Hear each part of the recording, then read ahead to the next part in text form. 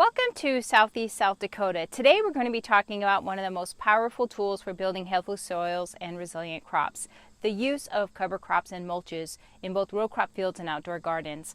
One of the most important principles of soil health is keeping the soil covered. Bare farm ground is vulnerable to wind and water erosion, loss of organic matter, and extreme temperature swings that stress soil biology. By covering soil with cover crops, residues, mulches, and living plants, we protect it from the elements, conserve moisture, and create a stable environment for soil microbes and earthworms to thrive. This practice directly supports the 5 principles of soil health: keeping the soil covered, minimizing soil disturbance, maintaining living roots, increasing plant diversity, and integrating livestock. Together, these principles build resilient soils that cycle nutrients efficiently, resist erosion, and support higher yields while reducing the need for costly inputs.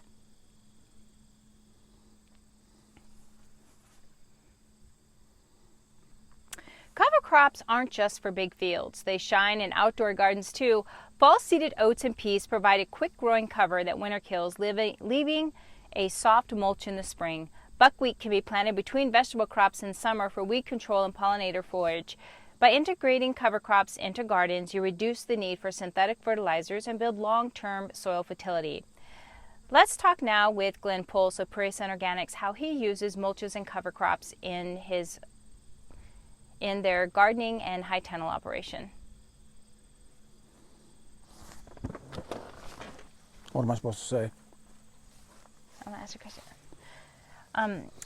So Glenn, can you just speak a little bit to how you are using cover crops currently in your high tunnel operation in between your annual crops? Well, currently we're doing a combination of things. We're doing taproot radishes. We're also doing, this year we did oats to provide cover for the soil, for temperature control, to feed the microbiome in the soil, and also to maintain moisture within the high tunnel. Do you use perennial plants in your high tunnel and annuals, or are you just planting annuals? It's mainly annuals. We do have some grapevines in our high tunnel, but other than that, they're annual crops. And what do you think the advantages are to using cover crops in a high tunnel in between crops? What are some of the things that you see with differences in the soil? Well, I see a big difference in weed suppression. I see a big difference in the amount of moisture that the crop is taking because it holds the moisture into the soil. Because we all know that high tunnels can get hot. It's hard to regulate the temperatures within a high tunnel. So it's very beneficial to keep that soil temperature stable and not have the big spikes up and down from afternoon to overnight. Can you maybe talk a little bit as to when you plant the cover crops? And I know that in high tunnels, you can get longer growing seasons out of high tunnels. Typically instead of 6 months outdoor, you can get 9 months, inside a high tunnel. What would be the ideal time to plant a leguminous crop in a high tunnel? Well, depending on what you're going to do with the crop, with the cover crop that you're planting, you could plant it right away. When your other crops are, like when your tomatoes are at that about a foot tall or whatever, you can come and seed in between the rows at that time. And your tomatoes, your cucumbers, anything that's vining up will outgrow the cover crop. And then of course you're going to be walking on that cover crop also, which does a little bit of damage, but you're still providing protection for that soil. I was going to say, how do you plant cover crops in your high tunnel? How do you get the seeds in there? I mean, you talk about how you're using cover crops as an understory, and it sounds like a nurse crop for your other crops. How and when do you plant that? Well, planting in a high tunnel is fairly simple. It's going to be mostly hand seeding with a drop seeder, or even sprinkling seed by hand and raking it in, and then of course watering it down. So the areas in a high tunnel, I mean, it's so condensed that you can do it all by hand without much of a problem. What size is your high tunnel? Currently, the one I'm talking about right now is 26 by 96. Can you talk a little bit how also you use cover crops in the high tunnel as a green manure plow down? Like, what does that look like? Well, in the fall, after we pull everything out of the high tunnel, we'll go back in and, for instance, last year we planted oats. Or this year we're planting oats in a high tunnel, and that's going to provide, we will run our chickens in there in the wintertime. They're going to use that for feed, for bedding, and we're also going to get the benefit of having the chickens fertilize up until December or so when we pull them out. Can you talk a little bit about, Glenn, when you're with what you do with your mower and how you mow it and then turn it in? It's okay if you talk about that you have to till the green manure in, because everybody does. But I think it's important to talk about, like, when you go in there and mow and then you run the tiller, how you incorporate all that green matter into the soil. So maybe just talk about how you use your brush mower to do that. The brush mower between the rows? Yeah, like your push behind brush mower thing. Yeah, and then how, because you're going, you go in and you mow it down and till it. I see you out there so just talk about how you use cover crops for green manure plow down. So when if your cover crops start overtaking anything else, it's easy to go in and mow the tops down, and to control the height that way. Depending on the cover crop you've planted, they're going to continue to grow. And as you continue to mow that down, you're providing a nice green manure mulch to that soil. And then at some point, you're going to have to turn that in. You're going to have to incorporate that with the soil. So in the fall, we would come in, as we take the other crop off, we would till everything and let it set for the winter. I think it makes more sense to talk about how in the spring you till it under. In like early spring, maybe March, you till. Yeah, you can cut that last part out, because I was thinking winter versus spring. No, yeah, so go back in and say it again, how you come in then in March and you prepare the seed bed and you till all that stuff under. So in the spring, in March or so, whenever we come out of the frost, we'll go in, and that cover crop is sat there all winter long, protecting the soil, protecting from erosion, holding moisture in. But at some point, we're going to go in and we're going to incorporate that, and that's normally going to be in March or at the latest first part of April. And what do you use to terminate that crop? What is the practices that you use? Well, normally we're doing an annual crop, so normally when the tilling, the incorporation of that into the soil is terminating the crop.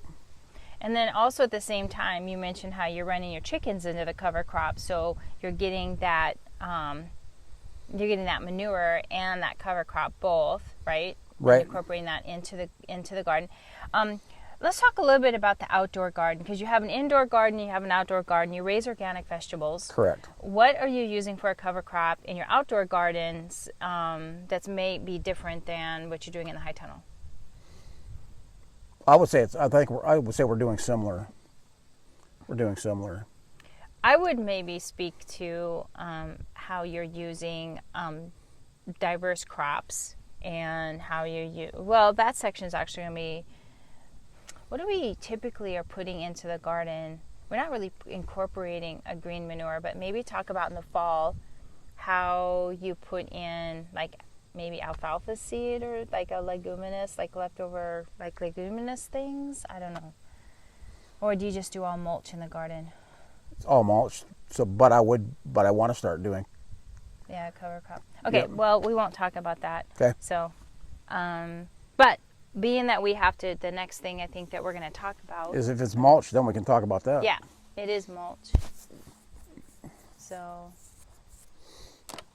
okay, so then now let's talk about, the next thing we're going to talk about is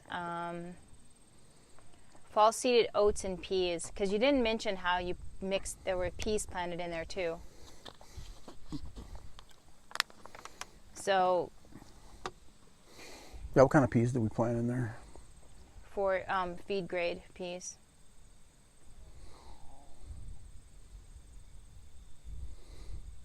Okay, now we're going to talk about mulches.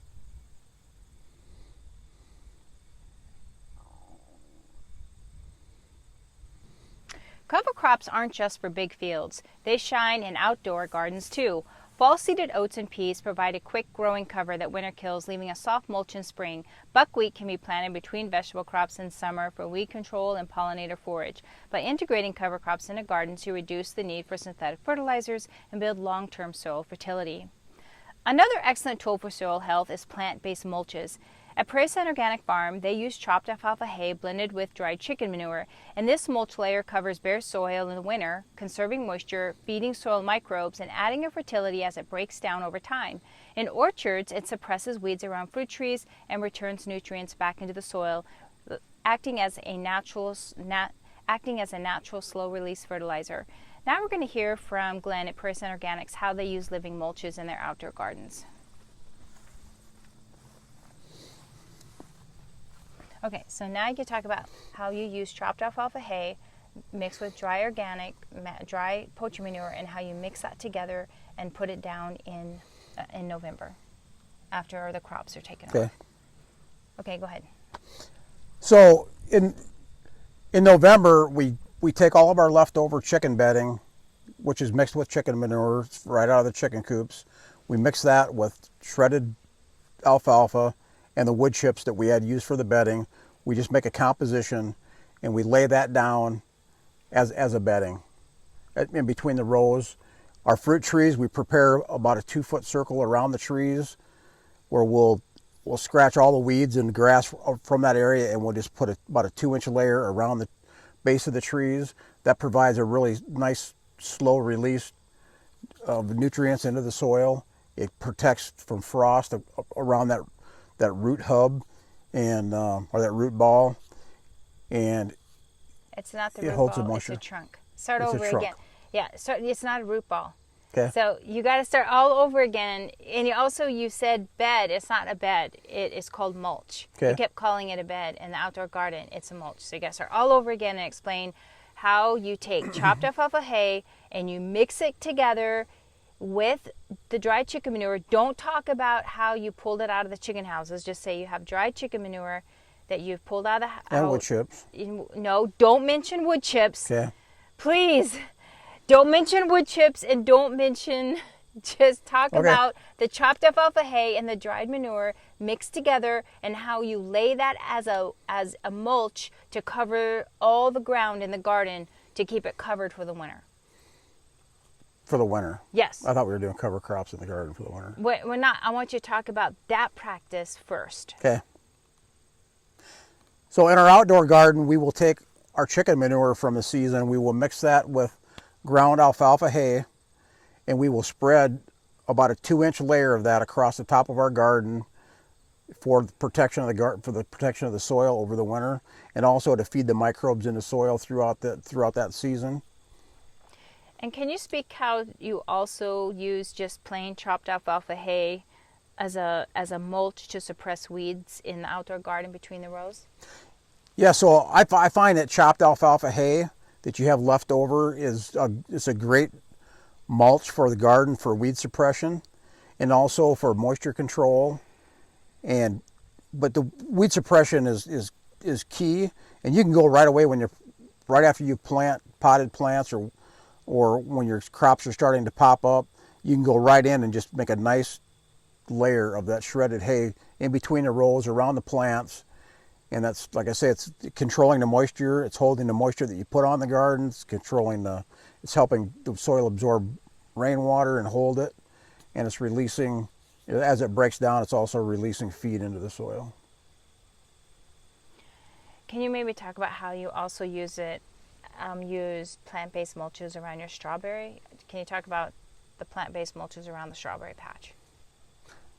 So in our strawberry patch, we also use chopped alfalfa hay right up to the base of the plants, and we cover any exposed areas of the ground with that for weed suppression, moisture control. It's just a great product for that. Okay, I'm going to go ahead and interview you so I can get you out of here. Yeah, get me out of here, please. Now I'm going to talk to you about mulches. So I want to talk about, we talked about the alfalfa. Now we're going to talk about row crop vegetables under black plastic mulch and fabric covered rows. So, okay. So Glenn, I understand that you also have a Buckeye bedding machine. Yes. And could you just tell us a little bit about how you use a Buckeye bedding machine for weed suppression as a type of keeping the ground covered? We have used the Buckeye bedding machine with great success in the past.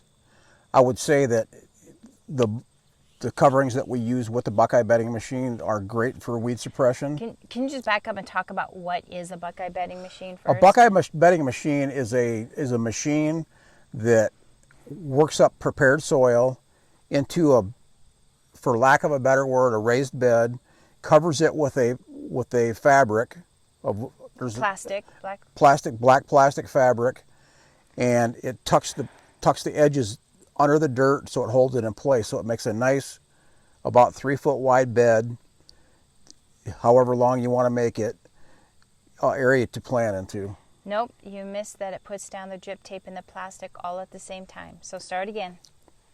Okay, Glenn, can you just walk us through what is a Buckeye bedding machine? A Buckeye bedding machine, depending on how you have it set up, it can lay either fabric mulch or it can lay fabric mulch with drip tape. It's not called fabric mulch, it's black plastic. Okay. So start again. Okay. Okay, Glenn, can you please explain to us what is a Buckeye bedding machine? When you read in the catalog, it says fabric mulch. Oh. Anyway, so a Buckeye bedding machine, basically it is a machine that lays down black plastic and drip tape at the same time. You can do plastic without drip tape, or you can use a combination of the black plastic with drip tape. The plastic comes in different colors depending on what your needs are, but we've used mainly black and red at our farm, and it's been a phenomenal machine for what it's intended for, especially within the high tunnel. Okay, you have to, let's back up again. You need to talk about how you hook it up to the tractor. You can do acres at a time. It raises the bed, lays the plastic and the drip tape all at the same time. It's hooked up to your 35 horsepower tractor, and is that a 3-point hitch? Yeah. It's hooked up to the 3-point hitch of your tractor, and you can do acres of laid down plastic and raised beds at one time. Okay. Okay. So Glenn, can you share with us how you've used your Buckeye bedding machine in the past? Yes. So our Buckeye bedding machine is the setup that we have. We have a 35 horsepower tractor, which is a 3-point attachment for the Buckeye bedding machine. The machine is used to lay black plastic and other color plastics, and you can use it indoors. You can use it in high tunnels. You can use it in open fields. You can lay acres worth of plastic, or you can use, just do shorter rows. And that was terrible. Yeah. Are you tired, or are you really struggling for your words? So I'm just wondering if you're not explaining it very well. Just be succinct. You're speaking like taking you 5 minutes to just describe something that should only take 1 minute. So I'm just going to forget the Buckeye bedding machine because you can't get it right. No, put it back. Let's do one quick on the Buckeye bedding machine. I'm going to let you give it one more time. Okay. Okay, go. So we do use a Buckeye bedding machine in our operation, both in the high tunnel and out in the open field. And I think Angela's going to attach a link to some of the videos that we've made actually in operating that machine. It would explain it a lot better than I can do with words. Okay, now you have to talk about the benefits of aerated plastic versus plastic. I mean, you're not really using we're not really using And what fabric. would that be? We're not using fabric. Nope, we have not used fabric on our farm. We've used landscape fabric before. Yeah, we used it around the aronia trees. Now you want to talk, I was going to hope you talk about some of the disadvantages of using the black plastic. Yeah, let's do it. So, can you maybe speak to some of the disadvantages of having to deal with acres and acres of black plastic in a field? Acres and acres of black plastic in a field, you're increasing the soil temperature underneath that plastic. You have issues with the drip tape. We have anyway, with gophers chewing through the drip tape. So there's a lot of repairs, finding the leaks under plastic. They don't always show up right where the leak is at. So, and then also the wind erosion of the plastic. If it's not held down really well, you can start getting plastic lifted up by the wind, and you have to do constant maintenance on keeping those edges prepared, I would say. What about tearing? Do you have to tear the plastic up at the end of every season and dispose of it? Yeah, Where do you go with that? Yeah, you have to take that's one downfall of it. You do have to take the plastic up, It's a disposal. You know, you can't really burn it. It needs to be taken to a landfill. What would be some of the advantages of using a breathable landscape fabric versus the plastic? I mean, cost-wise, the breathable landscape fabric is a lot more expensive, but what are some of the bonuses of using that versus the plastic? Some of the benefits of that is going to release some of the excess heat that's building up. It's also going to let natural rainwater permeate right into that bed that's formed. Can you also talk about like it's permanent, you don't have to pull it up or be? Yeah, and if you done properly, you can continue to plant, use that plastic year after year after year. It's not plastic, it's landscape fabric. Landscape, breathable landscape fabric. So say that again. So done correctly, breathable landscape fabric can be used. It's not just an annual thing. It can be used year after year after year. Okay. Are you done? Yeah. I gotta turn, just put your mic, give me your mic.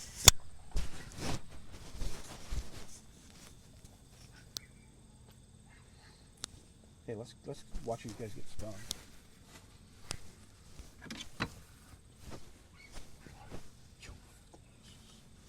I gotta put this, I'm trying to figure out. You're good, we're done. No, I'm not. I still have a little bit of recording. What's that? Are you going to ride four-wheeler here, so? Sure? Yeah. I'm going to ride right over there. Okay, because I've got supers. We extracted honey, so I got the wet supers I was going to put out, let them clean them up. Yeah. So they're going to be a cloud of bees. I didn't want to disrupt anything, and we can wait till later to put them out. We're going to be filming right over by I have 5 minutes of filming left to do, Okay, and then I'm done. where are you going to film? Right here. Right She's here? going to film right there. Right then we're gonna there. be filming right past my pickup. But over there. I only have one thing left to do. Oh, we can wait. That's not a problem. We'll wait to get you out of I only have 5 minutes of recording left, and then we're done. That's fine. Okay. But you're done with me, right? Yeah, I'm done with you. You can go. Goodbye. We were just going to set them up there kind of around the bees. Okay. Overall, how did bees do so far this year? Oh, about half was last year. Yeah. About everybody's been reporting the same thing, so. I think it was just so wet, and then mine, I mean, my ones down below the hill didn't make anything. And the yellow sweet clover just didn't seem to bloom very long this year. I don't know what it was. Just It was a flash in the pan, and I don't know what it was. And then the ones down below the hill, they just kept requeening. Another excellent tool for soil health is plant-based mulches. At Prairie Sun Organic Farm, they use chopped alfalfa hay blended with dried chicken manure, and this mulch layer covers bare soil, conserving moisture, feeding soil microbes, and adding fertility as it breaks down. In their orchards, it suppresses weeds around fruit trees and returns nutrients back into the soil as a natural slow-release fertilizer.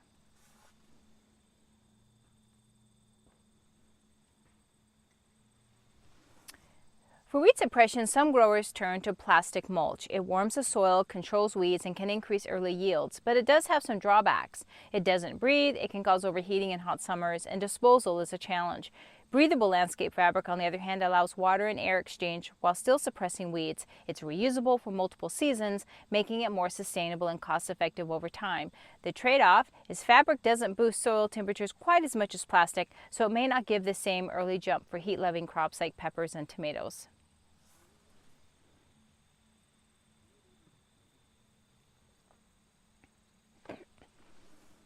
The USDA NRCS provides technical and financial support. The USDA NRCS provides technical and financial support to help farmers adopt soil practices. The NRCS provides technical and financial support to help farmers adopt soil health practices. Some key NRCS conservation practice standards related to cover crops and mulches include Practice 340 for cover crops, mulching, conservation, crop rotation. The USDA NRCS provides technical and financial support to help farmers adopt soil health practices. Some of those key conservation practice standards include cover crops, mulching, conservation crop rotation, residue and tillage management, nutrient management to integrate fertility benefits, and by working with NRCS, producers can offset costs while building healthier soils.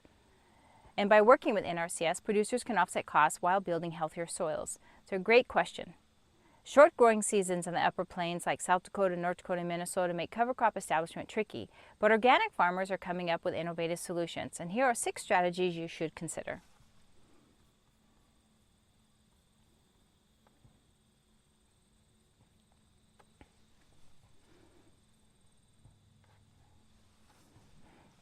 So with the short growing seasons here in the upper plains like South Dakota, North Dakota, and Minnesota, making cover crop establishment is a bit tricky, but organic farmers are coming up with innovative solutions, and here are several strategies you could consider. Innovative strategies for seeding cover crops in short seasons and dry seasons include interseeding into standing crops, so high clearance interseeders or modified broadcast spreaders allow farmers to plant cover crops into knee-high corn or soybeans. Seeding at the V4 or V6 corn stage lets cover crops established under the canopy, then take off after harvest when sunlight reaches the ground. Common species include annual ryegrass, crimson clover, hairy vetch, and radish. Aerial seeding by airplane or helicopter can spread cover seed into the crops just before leaf drop. Increasingly, drones with precision applicators are being used by smaller farms, great for organic fields where tillage is minimized. And it works best with small seeded species like rye, clover, and brassicas. Drilling cover seed in the early spring like red clover or ryegrass into frosted ground in late early spring is also a strategy. Freeze-thaw cycles help the seed work into the soil, particularly effective in small grains or when corn soy fields are still dormant. Planting oats, wheat, or barley as part of the crop rotation opens up windows for fall cover seeding after small grain harvest, and this creates more time for diverse cover crops like legumes, brassicas, and mixes to establish before frost. This also ties into NRCS practice.